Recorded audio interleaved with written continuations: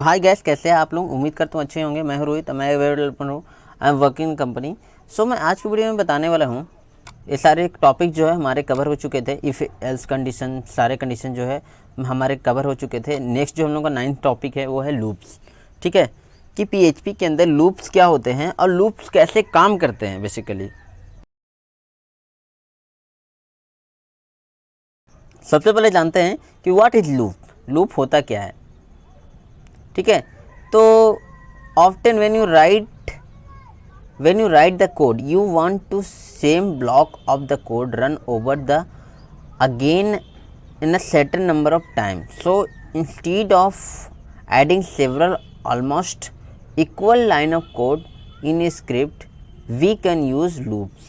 मतलब ये कहना क्या चाहता है ये पर्टिकुलर लाइन, कि अगर हम लोग कोई भी कोड लिखते हैं, ठीक है, तो वो कोड एक ही टाइम एग्जीक्यूट होता है।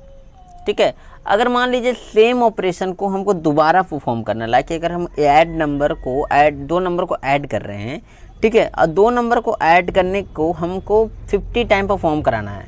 ठीक है, दो नंबर जो ऐड हो रहा है उसको 50 टाइम परफॉर्म कराना है। तो क्या हम लोग दो नंबर जो ऐड हो रहा है उसको 50 टाइम हम लोग बार बार लिखेंगे क्या? कोड को कॉपी पेस्ट करेंगे क्या? नहीं।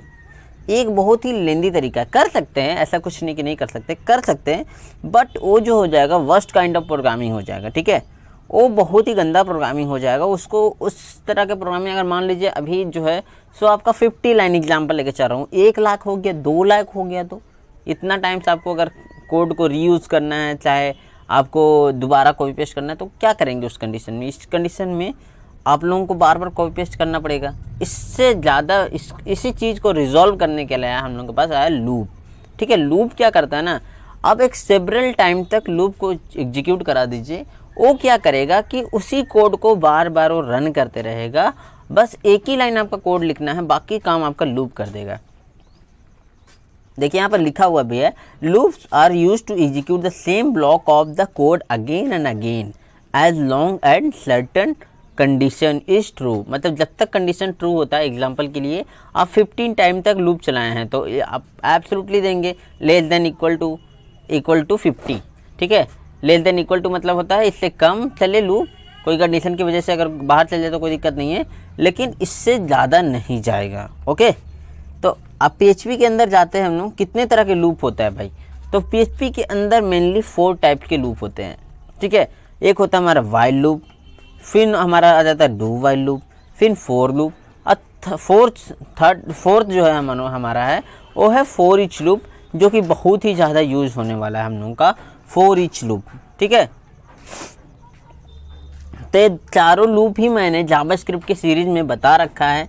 सेम तरह से काम करता है PHP के अंदर भी। ऐसा कुछ नहीं है कि आपका PHP में कुछ अलग काम करता है, जावास्क्रिप्ट में अलग काम करता है। ओके, लेकिन फिर भी मैं एक छोटा सा कोड आपको लिख करके मैं दिखा दूंगा कि कैसे काम करता है एक्चुअली PHP के अंदर। ओके, सो चलते हैं हम लोग प्रैक्टिकल की तरफ मूव करते हैं और हम लोग देखते हैं कि लूप कैसे काम करता है। तो मैं अपना XAMPP फोल्डर जो है सो ओपन कर लूँगा। दिस PC में जा करके C ड्राइव में जा करके मैं XAMPP में जा करके htdocs में, इसके बाद मेरा PHP था, फिर हाँ PHP यूट्यूब था मेरा, यूट्यूब के अंदर बेसिक PHP। ओके, इस फोल्डर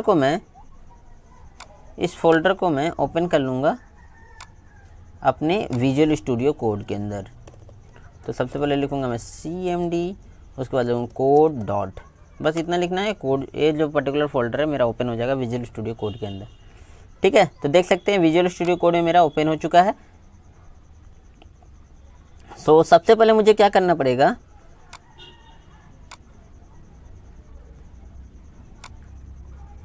सबसे पहले मैं एक फोल्डर फाइल बना लेता हूँ loops.php। ओके, तो loops.php नाम का एक फ़ाइल बना लिया मैंने, इसको ओपन किया, फिर उसको क्लोज करना नेसेसरी नहीं है, आप कर भी सकते हैं नहीं भी कर सकते हैं। ओके,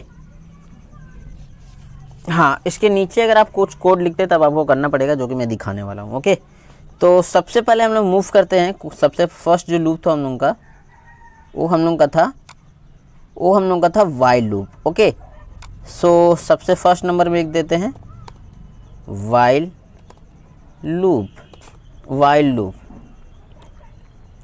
तो वाइल लूप कैसे काम करता है पहले इसको समझिए, ठीक है।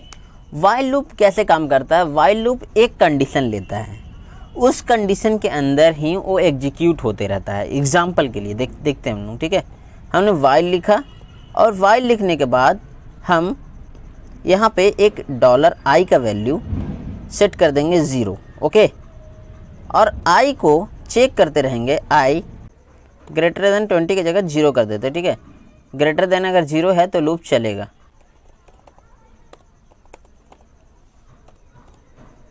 ओके, इसके लिए हमने एक मैसेज प्रिंट कर दिया, सिंपल था। अब इसके बाद हम देखते हैं कि एक क्या होगा।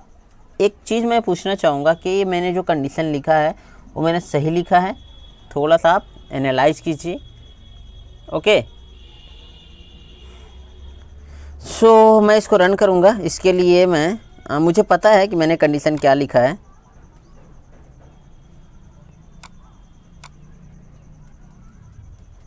जो भी मेरे जावास्क्रिप्ट के सीरीज़ को देखे होंगे उनको पता होगा कि मैंने यहाँ जो कंडीशन है क्या लिखा है। सो मैं अब रन करता हूँ इसको। लोकल होस्ट कंट्रोल स्टेटमेंट को हटा देता हूँ मैं और लूप्स लिखता हूँ।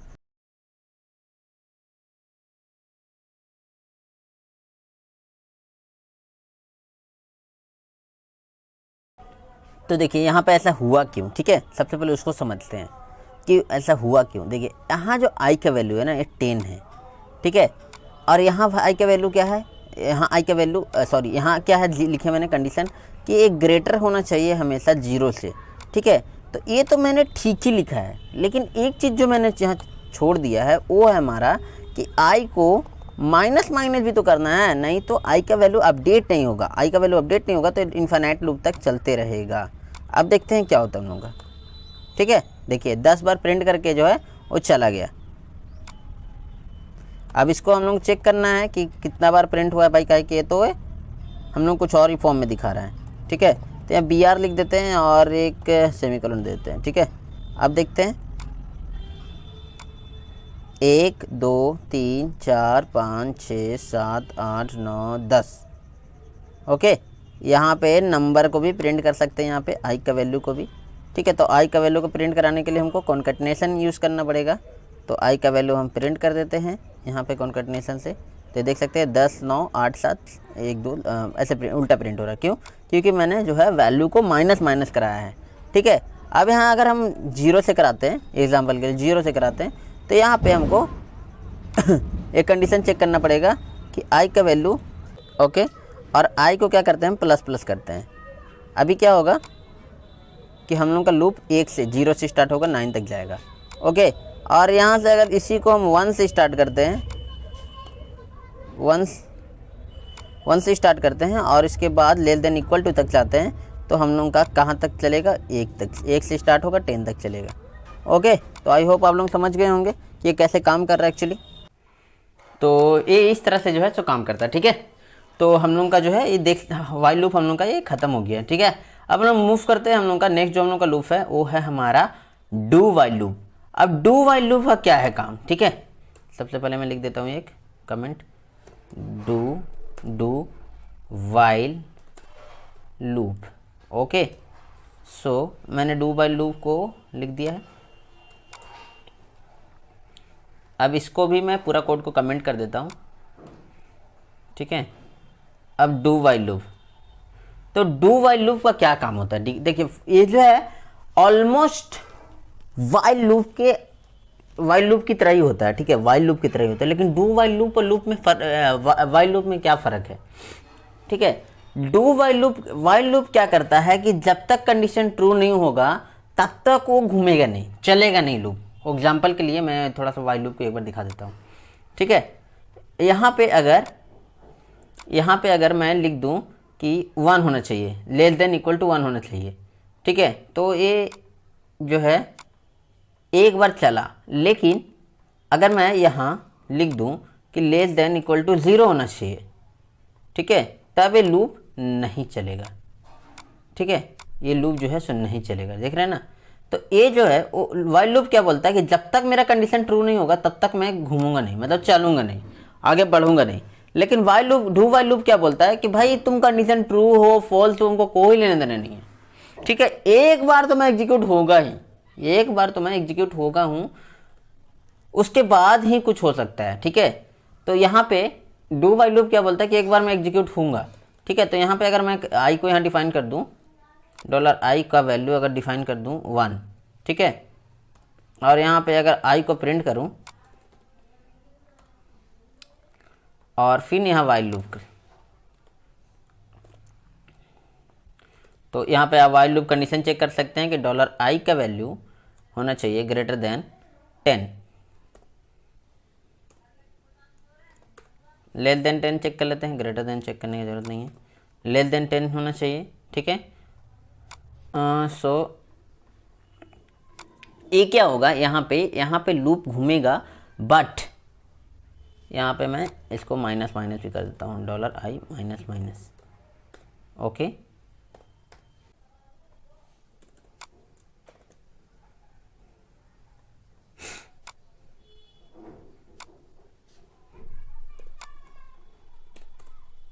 ठीक है, तो देख सकते हैं यहाँ पे क्या प्रिंट हुआ, 1 2 3 4 5 6 7 8 9, तो मैंने वही प्रिंट करवाया भी है। अगर इक्वल टू कर दूंगा मैं तो ए जो है सो 10 तक प्रिंट कर देगा। ठीक है, तो ए जो है से डू वाइल लूप इसी तरह से काम करता है। मान लीजिए मैं एक ऐसा कंडीशन लिखता हूँ कि ए जो है सो ट्रू ना हो, ट्रू ना हो, वाइल लूप में करके मैंने दिखाया था। ठीक है, लेकिन ये फिर भी 1 प्रिंट तो कर ही रहा है, 1 तो प्रिंट कर ही रहा है, मतलब कि ये कंडीशन ट्रू हो या ना हो उससे कोई मतलब नहीं है, एक बार प्रोग्राम एग्जीक्यूट होगा ही। ठीक है, तो एक बार ये जो प्रोग्राम है इसमें का जो कोड है वो एग्जीक्यूट होगा ही, चाहे हमारा कोड रन हो या ना हो, सॉरी हम लोग कंडीशन ट्रू हो या ना हो, एक बार कोड इसका अंदर का कोड एक बार एग्जीक्यूट होगा ही, फिर एक कंडीशन चेक होता है। सिंपल से इसमें कंडीशन पहले चेक होता है, इसमें कंडीशन बाद में चेक होता है, बस दैट्स इट, और कोई फर्क नहीं है वाइल और डू वाइल। तीसरा जो हम लोग आता है फॉर लूप, फॉर लूप।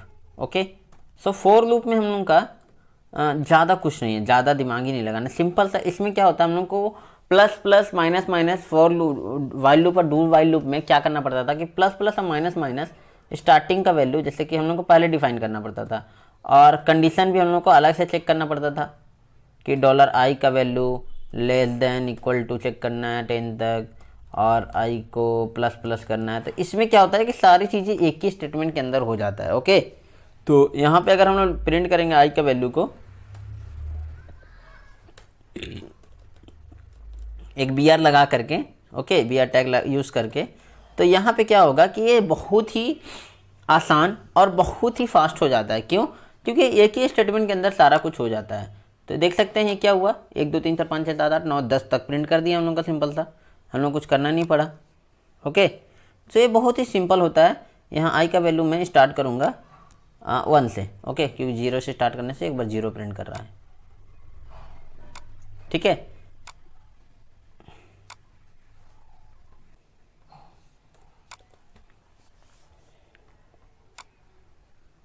ठीक है, तो ये जो है इस तरह से काम करता है।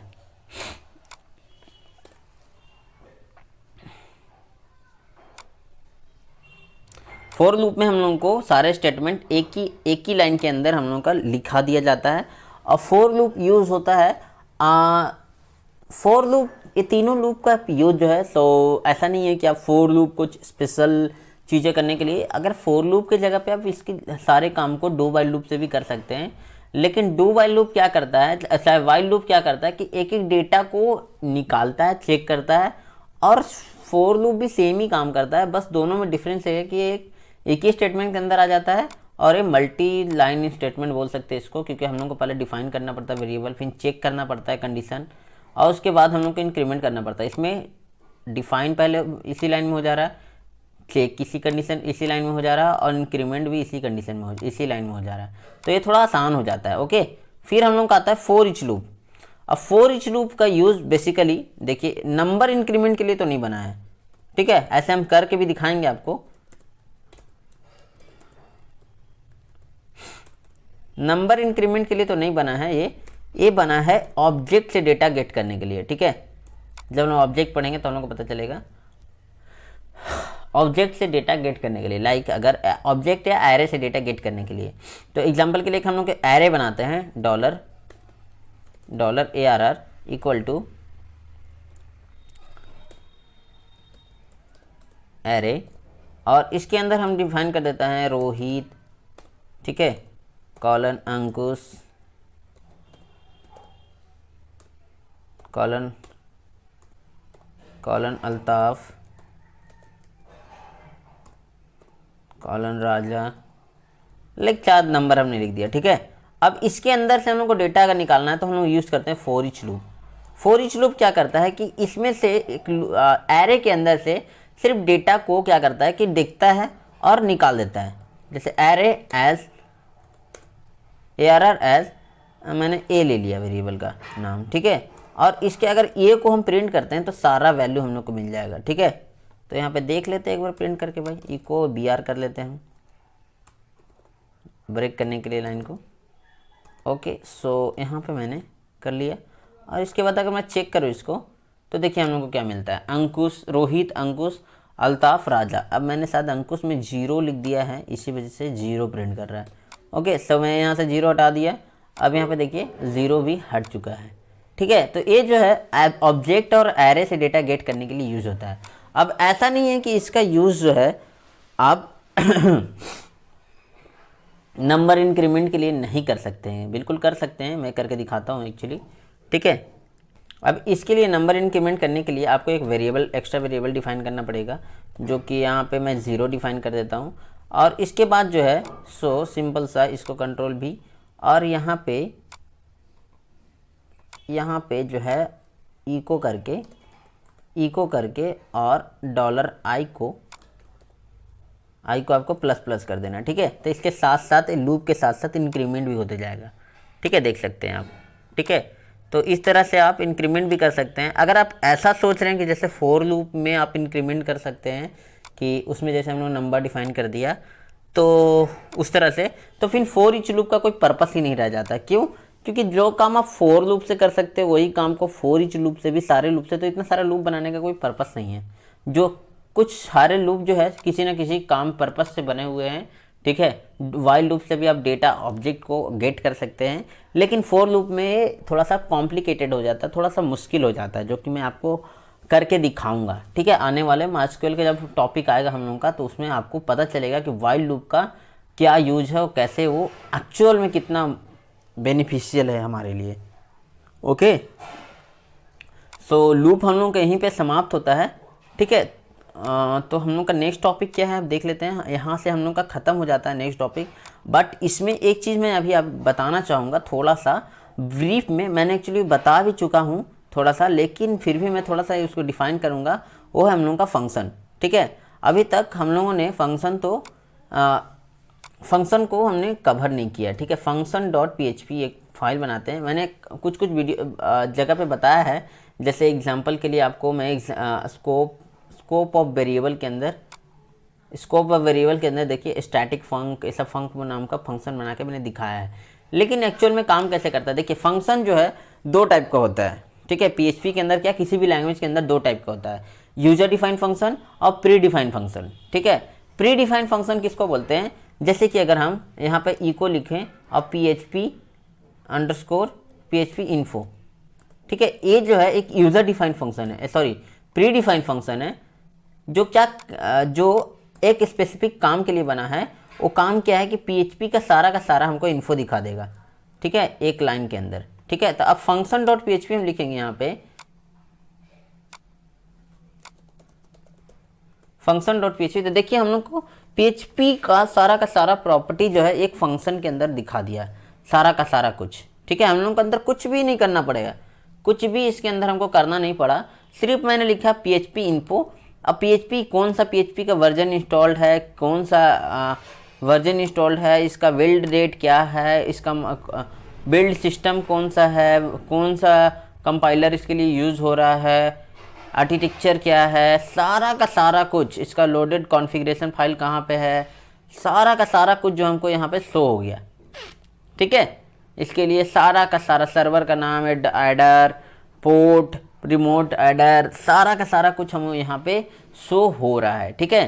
तो इसको बोलते हैं हम लोगों का प्री डिफाइंड फंक्शन, मतलब कि ये फंक्शन डिफाइंड है पहले से, हमको कुछ नहीं करना पड़ा, इसका बिहाइंड द सीन कोड जो है वो पहले से ही लिखा हुआ है। देखिए यहाँ पे आप यहाँ पे देख सकते हैं, इसका ओवर करेंगे इस पर तो आपको पता चलेगा। देखिए यहाँ पे आप अगर जाएंगे, यहाँ पे इस लिंक पे ओपन करेंगे तो देखिए इसका जो है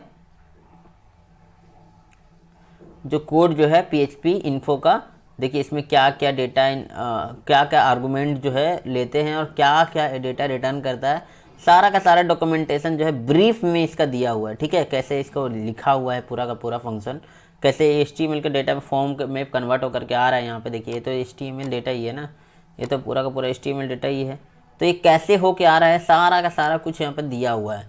ओके, सो ये जो है हो गया हम लोग का प्री डिफाइंड फंक्शन। अब हम लोग यूजर डिफाइंड फंक्शन बना सकते हैं। ठीक है, अब प्री डिफाइंड फंक्शन ऐसा नहीं कि सिर्फ एक है, स्ट्रिंग का तो आपको बहुत सारे फंक्शंस मिल जाएंगे, आपको मैं स्ट्रिंग का फंक्शन भी एक दो रन करके दिखाऊंगा। ठीक है, इसको बोलते हैं पहले तो इसको बोलते हैं pre define function. Okay, pre define function. Example के लिए एक स्ट्रिंग हम लोग बनाते हैं, स्ट्रिंग नेम नाम का बनाते हैं। ठीक है, नेम के अंदर हम स्टोर कराते हैं रोहित कुमार। ठीक है, कुमार। अब हम ऐसा चाहते हैं, अब इको करते हैं इको $नेम। ओके, तो यहाँ पे देखते हैं कि हमको नेम प्रिंट होके मिल रहा है कि नहीं, तो नेम हमको रोहित कुमार होके मिल रहा है। अब हमको ऐसा रिक्वायरमेंट आया कि रोहित कुमार के बाद हमको क्या चाहिए कि रोहित कुमार तो लिखा हुआ ठीक है, बट रोहित कुमार को हमको चेंज करना है, कुमार को हमको चेंज करना है, रोहित को चेंज नहीं करना है। तो हमको इसके लिए हम लोग को PHP के अंदर पहले से ही हम लोग का फंक्शन मिल जाते हैं। ठीक है, तो अब नेम के अंदर नया जो वैल्यू स्टोर होगा क्या होगा, str_replace। ये क्या करता है, ठीक है, ये क्या करता है कि जो भी आप वैल्यू इसके अंदर देते हैं, लाइक कुमार को हमको किससे रिप्लेस कराना है,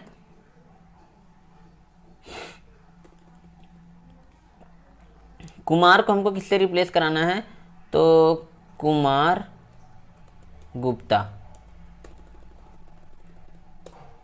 रोहित राजा से रिप्लेस कराना है। ठीक है, उसके अंदर लेगा एरे। ठीक है, एरे लेगा, तो कहाँ से एरे लेगा, नेम। ठीक है, नेम को मैंने क्या किया कि इसको बोल दिया, अब इको नेम करेंगे यहाँ पे, तो देखिए हम लोग को क्या आउटपुट मिलता है। देखिए रोहित राजा। ओके, तो ये क्या कर रहा है कि नेम को पहले रिप्लेस कर रहा है, कुमार को राजा से रिप्लेस कर रहा है, उसके बाद हमको जो न्यू इसका आउटपुट है उसको नेम में स्टोर करा रहा है। ठीक है, उसके बाद हम इको कर रहे हैं नेम को। तो इस तरह से बहुत सारे फंक्शन हैं, ऐसा नहीं है, बहुत सारे हैं। जैसे आपको क्या करना है कि इसमें से कुछ ही स्ट्रिंग, जैसे रोहित कुमार लिखा हुआ है तो हम रोहित ही सिर्फ दिखाना चाहते हैं, रोहित कुमार नहीं दिखाना चाहते हैं, तो चाहते हैं हम 4 ठो स्ट्रिंग पीछे का या आगे का गायब हो जाए। तो इसके लिए हम लोग क्या करेंगे, देखिए इसके लिए हम लोग का आता है सब str फंक्शन होता है। ठीक है, सब str फंक्शन क्या करता है कि ये स्ट्रिंग को, जितना स्ट्रिंग को आपको चाहिए उतनी स्ट्रिंग आपको दिखाता है। ठीक है, तो मान लीजिए कौन सा स्ट्रिंग मेरा है, तो नेम है, नेम वाला स्ट्रिंग है। उसके बाद आपको कितना दिखाना है, तो मेरे को दिखाना है 0 से 5 तक का दिखाना है। ठीक है, उससे ज़्यादा नहीं। ठीक है, 0 से 5 तक का ही स्ट्रिंग आपको दिखेगा। देखिए रोहित क्या है, 1 2 0 1 2 3 4 5, इसके बाद एक स्पेस है वो दिख रहा है। ठीक है, अगर यहाँ 6 कर दूंगा,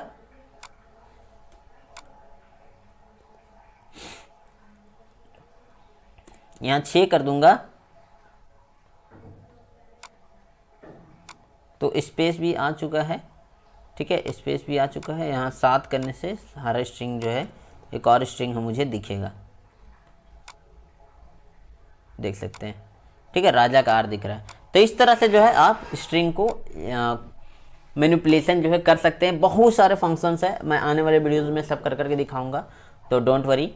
आपको मैंने डेमो सिर्फ दिखाया है कि किस तरह से है काम करता है। अब हमारा आता है यूज़र डिफाइंड फंक्शन। ठीक है, यूज़र डिफाइंड फंक्शन कुछ भी नहीं है,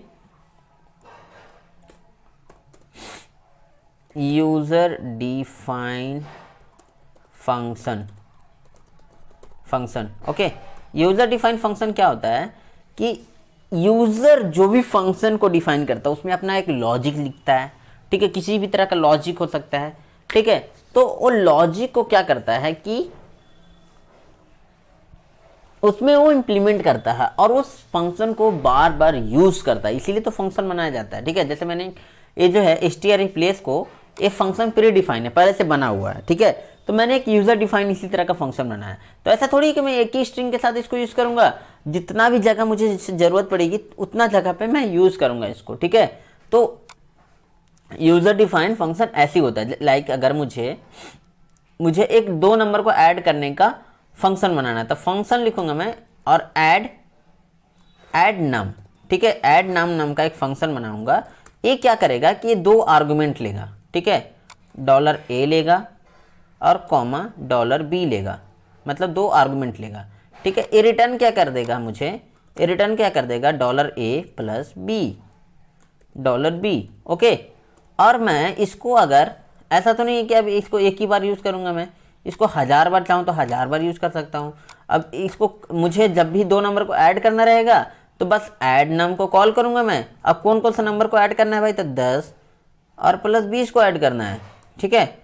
तो मैं अगर इसका आउटपुट देखूँ, मैंने यहाँ 10 प्लस 20 लिखा, देखिए मुझे 30 मिल गया, ठीक है। मुझे 50 प्लस, अब मुझे दूसरा ऐड करना है, कोई दूसरा ऐड करना है तो इको कर देता हूँ br ब्रेक करने के लिए लाइन को, ठीक है।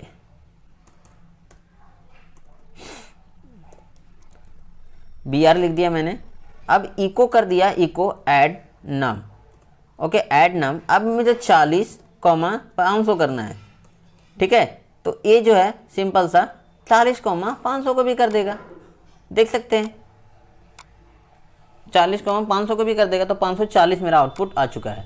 अब बहुत लोगों को लग रहा होगा कि ऊपर कैसे चला गया भाई, तो ये br के चलते ऐसा हुआ है, ऐसा कुछ नहीं है। अगर मैं यहाँ भी br एक दे दूँ तो प्रॉब्लम सॉल्व हो जाएगा, ओके, देख सकते हैं। तो ये जो है यूज़र डिफाइन फंक्शन इस तरह से काम करता है, ओके। आप जितना चाहें इसको उतना बार यूज़ कर सकते हैं, ऐसा कुछ नहीं है। यहाँ 500 की जगह 5000 डाल दीजिए नंबर और बढ़ा सकते हैं, इसका आउटपुट जो है सो आते रहेगा, देख सकते हैं, ठीक है। एक br भी लगा देते हैं भाई, ठीक है। तो अब देखते हैं थोड़ा सा, तो देख सकते हैं इस तरह से जो है ये आउटपुट दे रहा है। तो आई होप आप लोग समझ गए होंगे कि फंक्शन कैसे काम करता है और आपका लूप कैसे काम करता है। तो ये वीडियो मैं यहीं पे समाप्त करता हूँ। आई होप आप लोगों को अच्छी तरह से वीडियो समझ में आई होगी। अगर कोई भी डाउट है प्लीज़ कमेंट में करके बताइए कि क्या डाउट रह गया है। मैं कमेंट का रिप्लाई डेफिनेटली देता हूँ और हमारे टीम मेंबर भी कमेंट का रिप्लाई देते हैं। तो प्लीज़ आप कमेंट में करके बताइए कि क्या दिक्कत है और क्या आपको समझ में नहीं आया। और वीडियो आप लोगों को अगर पसंद आ रही है, पसंद आती है तो वीडियो को लाइक किया कीजिए, शेयर डेफिनेटली किया कीजिए और सब्सक्राइब अगर आपको करने का मन है तो वो भी कर सकते हैं आप, ठीक है।